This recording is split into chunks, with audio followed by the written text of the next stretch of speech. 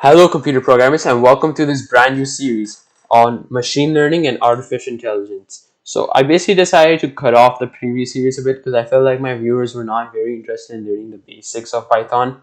So, instead, they started to request me through email, and even my club members watched this video and they said they'd do more interesting stuff and complex stuff such as artificial intelligence and machine learning. So, I decided to go straight to that since most of my viewers already know Python and basic functions. So to begin, let me give you an introduction to machine learning. So as programmers, we often approach problems in a methodological, logic-based way. And we basically want to determine what our desired outputs should be and then create rules that will transform these inputs into those outputs that we want to have. And machine learning basically flips the script, and we want this program to itself learn rules that describe our data at the best, and then you can find patterns of what we know and then apply those patterns to what we don't know. And these algorithms basically can be able to learn then. Their performance gets better and better with each repetition and iteration as it uncovers more hidden trends in the data. And machine learning can be branched off into two following categories: supervised learning and unsupervised learning. Supervised learning is where the data is labeled and the program learns to predict output from input data. For example, a supervised learning algorithm for credit card fraud detection would take as input of a set of recorded transactions. And for each transaction, the program would predict if it's fraudulent or not.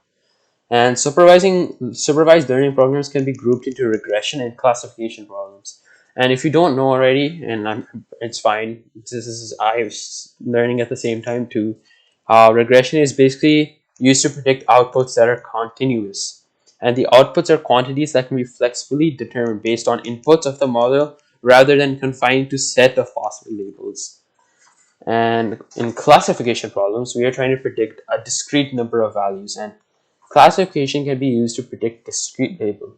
So the outputs fall under a finite set of possible outcomes. And many situations have only two possible outcomes. And this is basically called binary classification, meaning true or false, one or zero. For example, is this picture of a human or is this picture of a dog? Either it's going to be, is this picture a human, one or zero? If it's a picture of a human, it's true. If it's a dog, then it's false. Is this email spam? That's another example where we could use binary classification. All right, next is unsupervised learning. And basically, this is a type of machine learning where a program learns the inherent structure of the data based on unlabeled examples. And we normally use clustering as a common unsupervised machine learning approach that finds patterns and structures in unlabeled data by grouping them in clusters. And some common examples in your technological world that you will see of clustering is social networks clustering topics in their news feed, search engines like Google, Yahoo. When you make a search, they cluster similar objects all into one web page or a search page.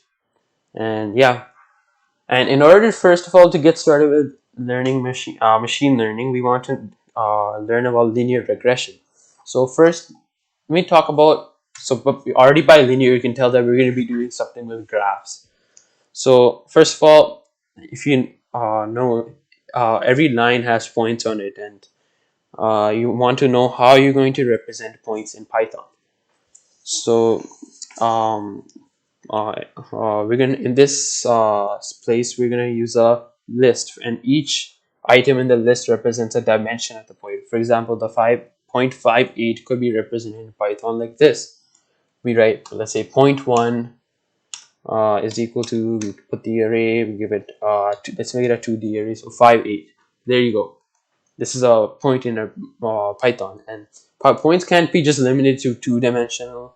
They could be five-dimensional points that could be represented as, for example, let's say 0.2 is equal to 2, 4, 6, 8, 10.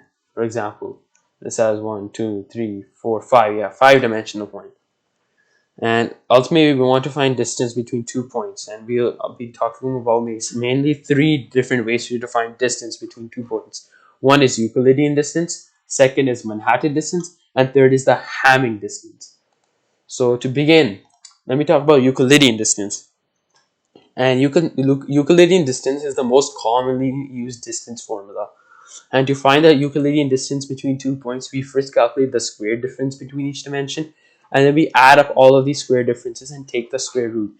With this, we have compiled the Euclidean distance. Over here is the formula, and this is basically a diagram over here. You can pause the video if you want to take more time to look at it. I might even post the link of this doc on below.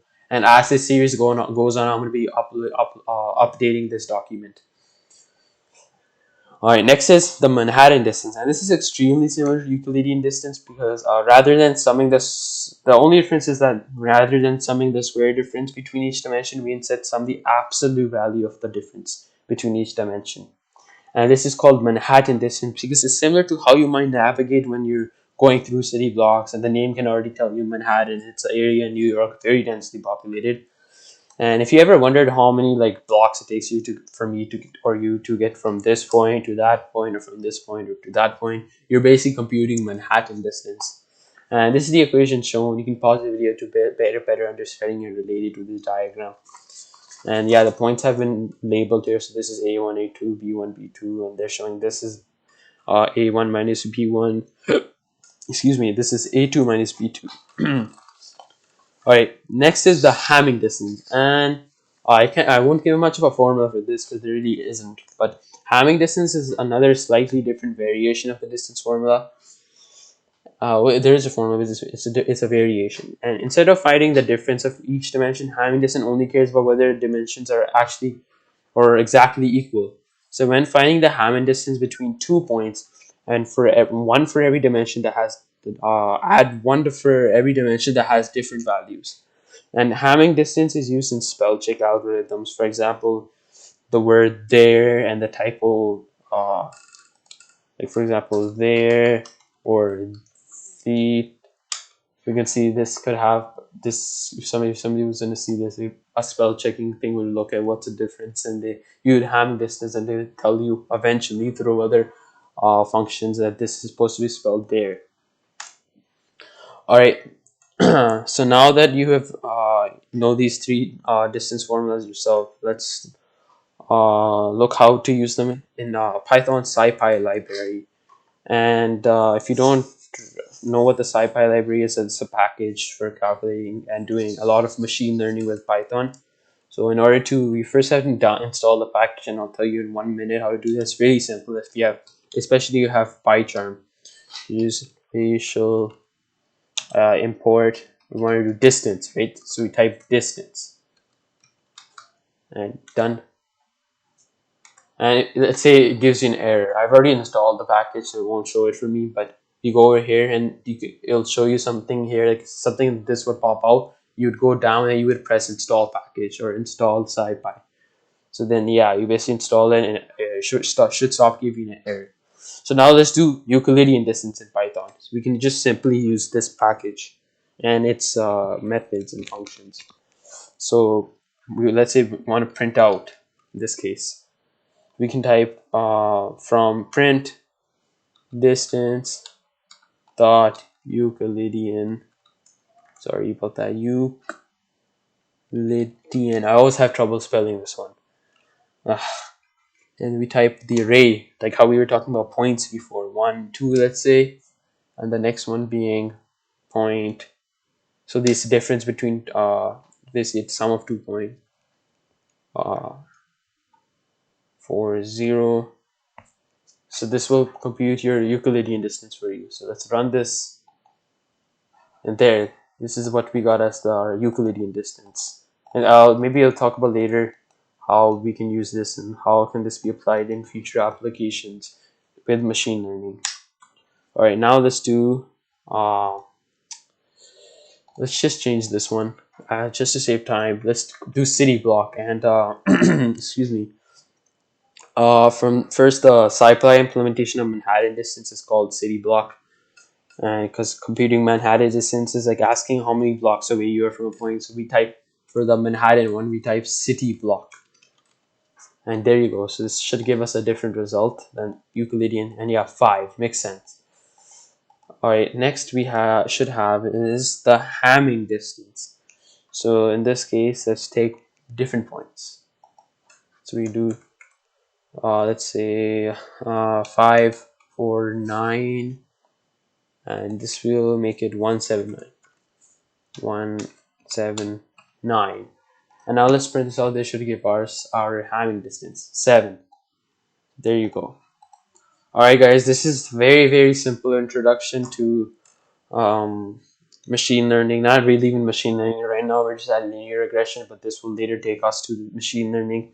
And if you have any questions or if you have any concerns, you're confused with anything, let me know back in the down in the comments. And if you're in my club at school and if you're having trouble understanding, just message me in the school chat or on the Discord that I made with you guys. And yeah, so yeah, thanks for listening, and I hope you enjoy this video and you learned something valuable. And be sure to check out upcoming videos I'll be posting, or if they've already been posted, you can just go straight to that.